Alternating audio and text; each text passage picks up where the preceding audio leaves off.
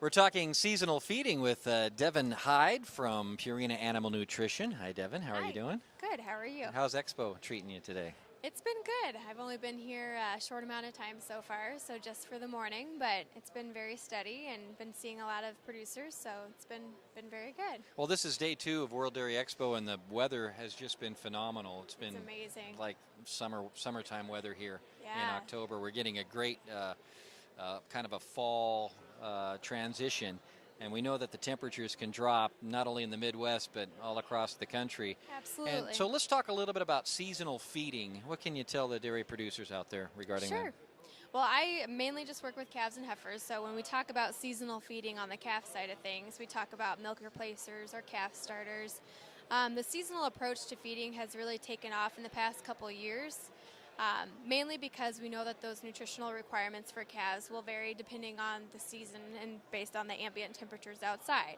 So when we talk about cold stress, a calf can be cold stressed anytime below 60 degrees Fahrenheit. So we need to make sure that calf will be fed properly in order to maintain themselves and still be able to grow properly and be a healthy calf, and also have a supportive immune system to handle that cold stress. And some may say 60 degrees. That's not that cold at all. But Exactly. Yeah, I think we saw less than that this morning out here. So. yeah.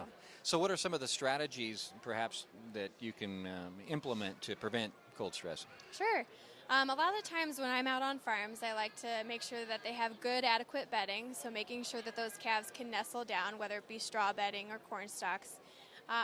That's definitely important. A lot of producers like to put on calf jackets, which I also highly recommend. Can definitely help with that internal body temperature and keeping them warm. Making sure they have something adequate as far as feed to make sure that they're being fed properly to handle that cold stress. Usually we like to supplement a little bit more fat in the wintertime to be able to handle that cold stress and utilize it towards energy and growth and maintain themselves. Yeah, when we're talking about nutrition, then an impact on a nutrition program. Anything specific you can implement there? Sure. We have actually our milk replacers and calf starters are higher in fat, so we use a very available fat source in our products. They're higher in fat than our summer formulas would be, so something like a Propel Energy Nugget is what we would use in our calf starters, and it's very available to the calf and utilize it whenever they need it right away. So how early should we start preparing for the cold temperatures coming? That's a good question.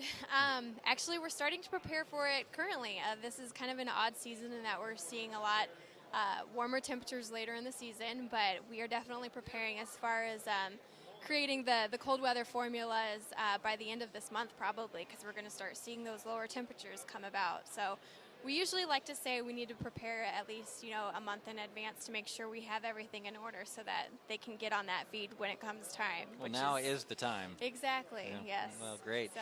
Devin Hyde with us from Purina Animal Nutrition. You can find more information about them on their website. Thanks.